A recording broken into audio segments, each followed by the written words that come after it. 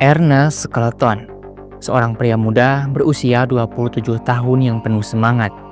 Pada tahun 1901, ia ikut serta dalam sebuah perjalanan besar, Discovery Expedition.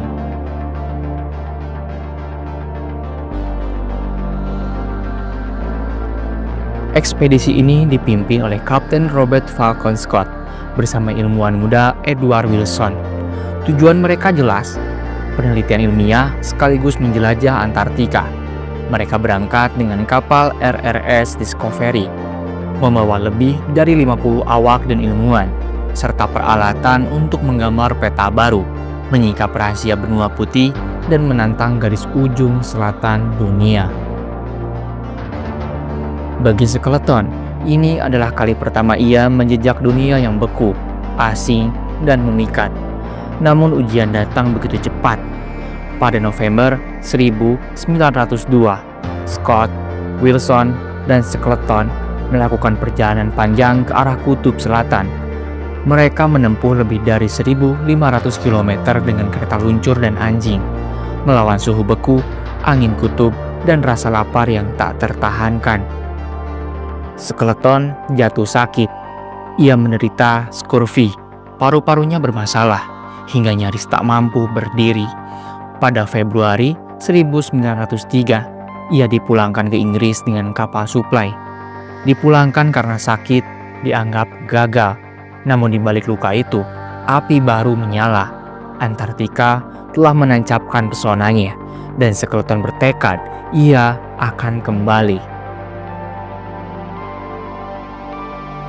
4 tahun berlalu sejak kepulangannya yang pahit.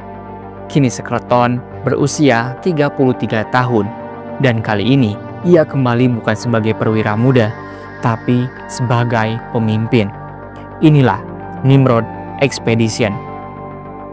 Awal tahun 1908, ia bersama 15 krunya meninggalkan Selandia Baru dengan kapal sederhana, namun namanya akan dikenang, Nimrod.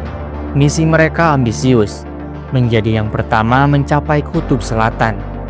Sejarah mencatat, meski mereka gagal mencapai titik kutub selatan, ekspedisi ini menorehkan rekor luar biasa. Pertama, tim Shackleton mendaki Gunung Erebus, gunung berapi aktif tertinggi di Antartika. Untuk pertama kalinya, manusia menjejak puncaknya. Kedua, tim Edgeworth David berhasil mencapai kutub magnet selatan, sebuah pencapaian ilmiah penting. Ketiga, wilayah baru dipetakan, termasuk Laut Ross dan Great Ice Barrier yang kini dikenal sebagai Ross Ice Shelf. Dan misi terbesar Shackleton sendiri, ia bersama Jameson Adams, Eric Marcel, dan Frank Weil berjalan ribuan kilometer melintas lautan es hingga hanya berjarak 180 km dari kutub selatan, rekor terjauh manusia pada masanya. Meski gagal mencapai kutub, Shackleton pulang bukan sebagai pecundang, melainkan sebagai pahlawan.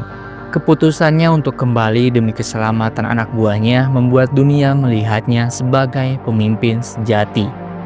Atas keberhasilan itu, Raja Edward VII menobatkannya sebagai bangsawan. Sejak saat itu, ia dikenal sebagai Sir Ernest Shackleton, seorang kesatria penjelajah yang terikat selamanya dengan Antartika. 1914, Shackleton kembali dengan misi yang nyaris gila. Bagaimana tidak? Ia bertekad menjadi orang pertama yang menyeberangi benua Antartika. Dari Laut Weddell melewati kutub selatan hingga Laut Ross. Hampir 3.000 km dalam perjalanan menantang maut. Gurun es terdingin di bumi menunggu, dengan sunyi, dengan bahaya, dengan kematian yang selalu mengintai. Shackleton tahu Nimrod tak akan cukup, maka ia menyiapkan kapal lain jauh lebih kuat, sebuah kapal kayu besar dengan rangka baja. Ia menamainya sesuai moto keluarganya, Endurance. Bersama 28 awak, termasuk kapten tangguh bernama Frank Worsley dan fotografer Frank Hurley, mereka berlayar ke Antartika. Namun, takdir berkata lain. Januari 1915, bongkahan es menutup jalur, Endurance terperangkap. Hari berganti bulan, es menghibit kapal itu, menekan dari segala sisi.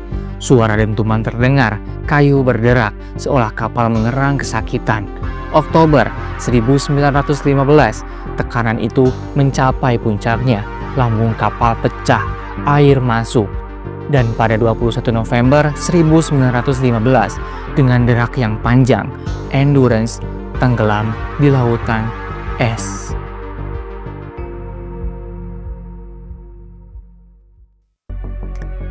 Skeleton dan krunya kini berdiri sendirian di atas samudra beku, tanpa kapal, tanpa rumah, hanya dengan harapan tipis. Mereka mendirikan kemah seadanya, bertahan hidup dengan memakan pinguin dan anjing laut, menunggu es membawa mereka ke laut terbuka. Bulan demi bulan berlalu, hingga akhirnya bongkahan es mulai pecah. Dengan sisa tenaga, mereka menaikkan skoci terakhir. Bongkahan es di sekitar terus pecah. Tak ada lagi tempat berpijak. Kini hanya ada satu pilihan, melawan samudra kutub yang ganas.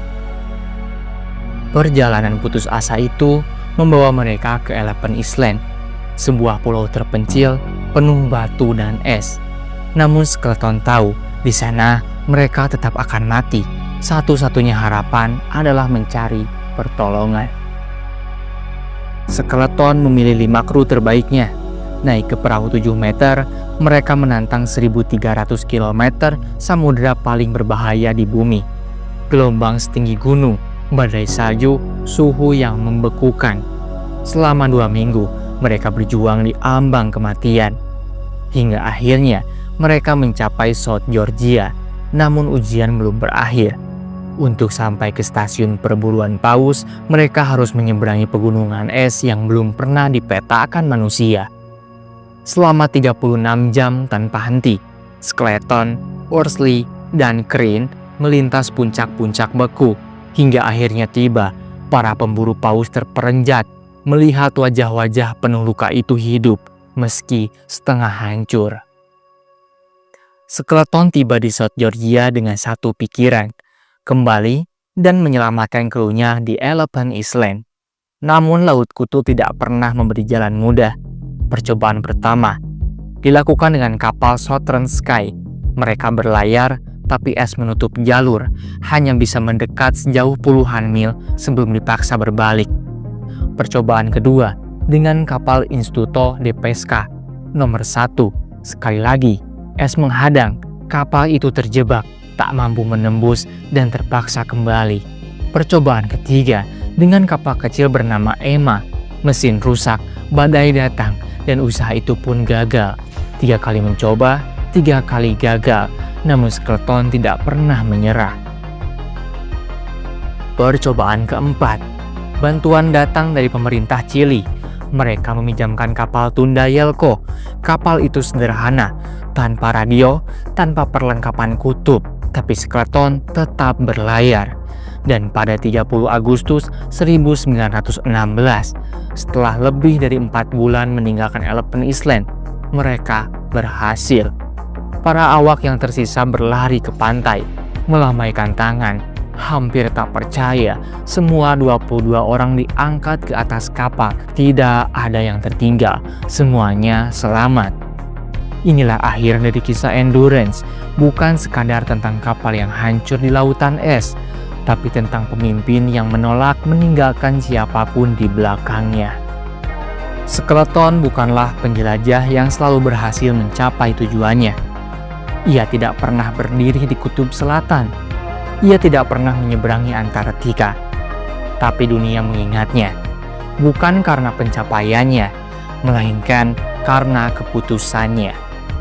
Ketika banyak pemimpin menukar nyawa anak buah dengan ambisi pribadi, Skeleton memilih sebaliknya.